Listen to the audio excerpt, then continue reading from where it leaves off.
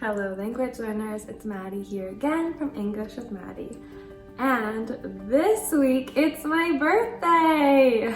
I am turning 28 years old on September 4th, and I wanted to celebrate with you guys by sharing one of my favorite recipes for birthday cake. So, we're gonna make me a birthday cake today. And it's going to be a little bit more difficult in comparison to the other recipes we've made so far. So make sure you're ready, but it is a great recipe and I'm really excited for you to try it out. The first thing we're going to do today is make the birthday cake base. But we're not just going to make any old birthday cake. We are making a Funfetti cake. That means we are going to take our regular white vanilla cake batter and we're gonna dump in a bunch of rainbow sprinkles. When the cake bakes, those sprinkles will leave little bits of color all throughout the cake. So that will be the first step. The second step, we are going to make a buttercream. You might remember from the first ever Baking with Maddie episode that we made an American marshmallow buttercream before. Today we are going to the next level. We are going to be making an Italian meringue buttercream. This means we are going to boil our sugar and water together. So be very careful when you're doing this. But it also means that there is a little bit less sugar in this, which I really like. It's a little bit less sweet, a little bit more fluffy because you do have that meringue in addition to the butter. So those are the two things that we are making, and then we will be frosting the cake. So we are going to stack 3 layers of cake, give it a nice frosting, and then decorate with some sprinkles. And of course, what is a birthday celebration without candles? So we have a lot to do today. This is going to be a long video. So let's hop into the kitchen and start baking. As usual, I like to measure or scale all of my ingredients before I get started with the recipe. For the cake base, the ingredients will be added at different times depending on if they're liquid or a dry ingredient, so they are grouped separately. I also have the tools I will need for the cake, which are a small sheet pan and my bowl of my stand mixer. I'm putting my sugar, butter, and shortening into the bowl of my stand mixer, my KitchenAid, and I will use the creaming method, which you might remember from one of the previous videos. In the beginning, the ingredients look quite separate from each other, but the longer you beat these ingredients together, the more they will form into one smooth mixture. As you can see here, once everything is incorporated together, you can touch the dough to check to make sure that it is soft and smooth. Once you have reached this stage, you can add in the eggs. I recommend adding the eggs one at a time and allowing the first one to break down and incorporate into the batter before you add in the next one. The eggs will combine slowly into the creamed butter and sugar mixture, and once you don't see any more streaks of the yolk or the white part of the egg, it will be time to add in the next ingredients.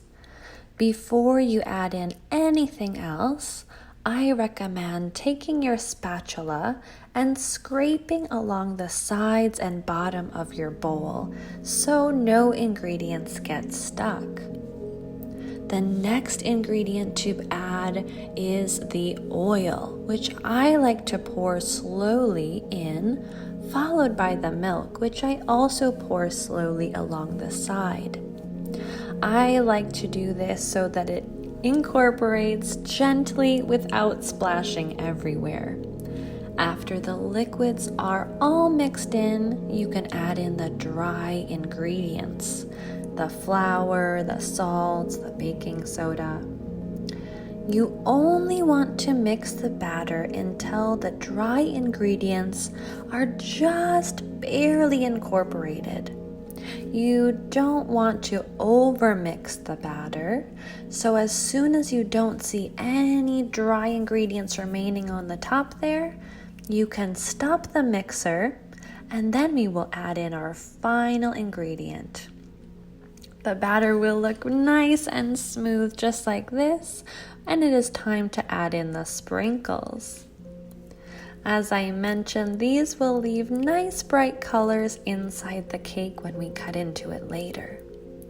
Scoop the batter out of the bowl and into a prepared pan.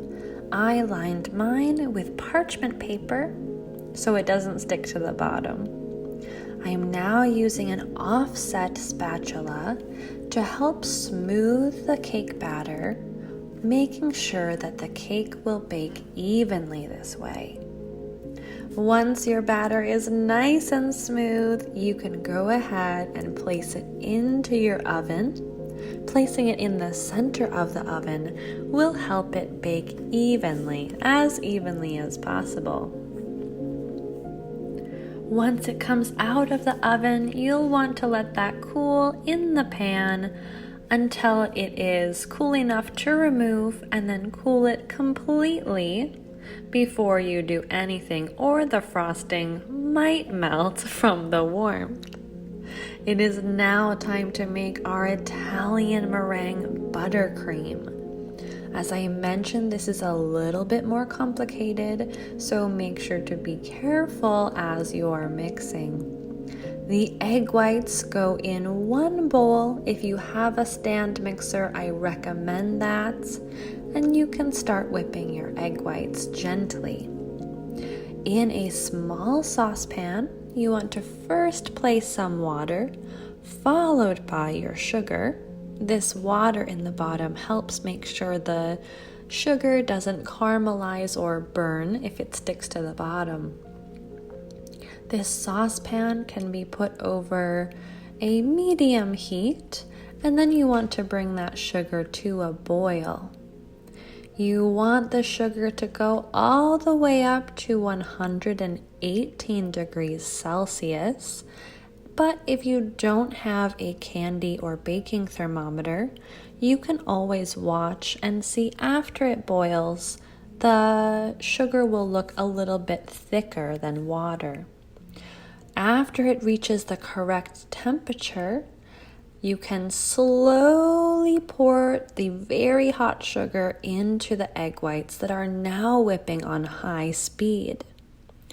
You want to pour in the sugar against the side of the bowl, and this is why it's really useful to have a stand mixer, because that will help the sugar cool just a bit before incorporating and will help prevent any big pieces of overcooked egg white forming in the bottom.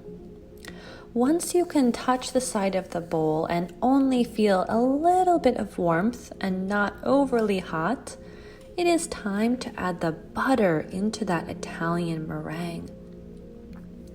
I just use my fingers to pinch off little pieces of butter and add that butter bit by bit into the bowl of whipping meringue. Once that first little bit of butter has been incorporated, you can add in another piece. If the meringue is too warm, the butter will melt and you might have a gloppy, sticky situation on your hands. Keep adding your butter until it's all incorporated, and then you can flavor with vanilla or whatever other flavor you like. Now, we baked our cake in that sheet pan, so I'm now using a cake ring to cut out the size of cake that I want. I will get 2 perfect circles, and then I will also get 2 half circles that I will use for the bottom layer of the cake. Once you cut all of these, you can either start stacking right away or place the cake rounds in the freezer, which will help with stability later on. When you are ready to begin frosting your cake, you can put a bit of the buttercream we made on the bottom of your cake board, on the top of your cake board, and then place those 2 halves down before adding more buttercream. Now you want to make sure to add an even layer of buttercream and then add your second layer of cake and more buttercream. The buttercream here between the layers is acting as glue, and now we are going to add a crumb coat. A crumb coat is a layer of frosting that keeps all of the crumbs tucked inside and helps prevent you seeing them and the final product. If you have a cake turntable like I do, you can place it on top, and this will help so much creating a smooth and even outside of your cake. I am using a bench scraper to help keep the sides of my cake nice and straight as I am giving my crumb coat. And then after the crumb coat, I like to put it in the refrigerator for about 15 minutes. As you can see here, we can still see the cake a little bit through that first layer of frosting. So we're adding another final layer of our Italian buttercream frosting to the outside of the cake now. I like to start with a lot of frosting, a lot of buttercream, because we will use the bench scraper again to scrape along the sides and remove frosting as we go to help keep a really smooth outside finish look. Whatever buttercream you have left, you can put it into a piping bag, and with a star piping tip, you can pipe a nice rosette on the top of your cake. Tracing an imaginary line across the cake, you can pipe another rosette straight across from it. Continue drawing imaginary lines until you have 8 rosettes covering the top of your cake. Now that the rosettes are piped, it is time for sprinkles. I am adding 2 different kinds of sprinkles today. One of them is the tiny little dots that you see here that we also put inside the cake.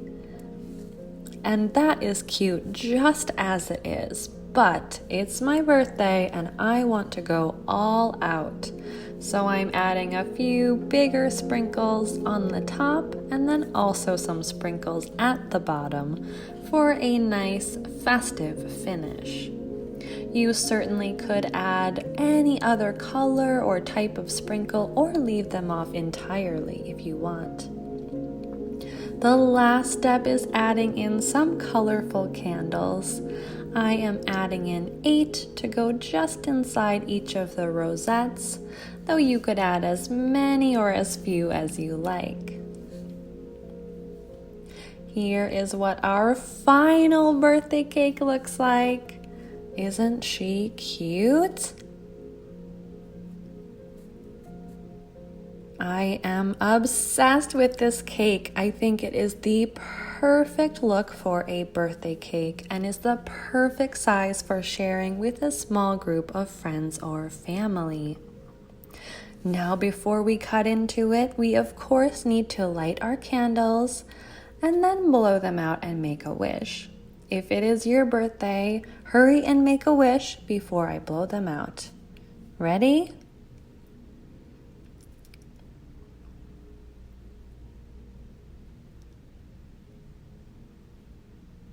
I hope you made a good wish, and I hope it comes true. Now I'm just going to cut a slice of this cake so you can see the inside, and so I can finally give this a try. I cannot wait to dig in.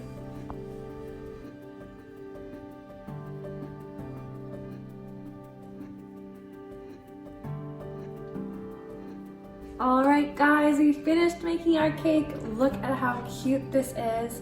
I will lift it up here for you. Oh my goodness. It's so cute. It's the perfect size, perfect for a celebration. I already cut into it, as you saw. And look at all those fun sprinkles inside and outside of the cake. I cannot wait to give it a taste. Even though this is one of my favorite cake recipes, it is always wonderful to have that first bite of your slice of cake. So I have my slice here and let's give it a taste. Some people are frosting people and some people are more cake people.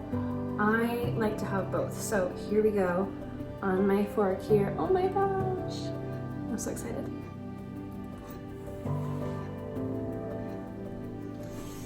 So good. It's so good. The cake is so moist and light, and there is just enough of that buttercream. As you saw, I added both vanilla and a little bit of almond extract to mine, though you could go ahead and add any flavor that you like to the buttercream or the cake. As you saw, we added these Funfetti sprinkles in here, so you have a little bit of every color going on. If you wanted to do a specific color, you can add just red sprinkles or just purple sprinkles, whatever you want, or you can leave them out entirely. I have added lemon zest to this cake. I've added orange zest to this cake. You can do so much with it, and you can decorate it however you want. Obviously, you don't need to add all these candles and sprinkles. You can do whatever works for you in your kitchen. So I hope you had fun baking with me for my birthday today. I hope you love this recipe. I hope you were able to learn or practice your English along the way. Hopefully it was just challenging enough but wasn't too hard for you. As always, I do have the transcript as well as the study guides, vocabulary guides, comprehension questions. All of those things are linked down below, and you can access them at any time there or on the English with Maddie website. Let me know in the comments down below what you thought of this video, and if you have any suggestions or recommendations for the next pastries that we make on Baking with Maddie. So, on that note, this will be the end of our video today. Thank you so much for watching. If you haven't already, please subscribe and hit the bell for notifications. I will see you guys next time. Happy studying!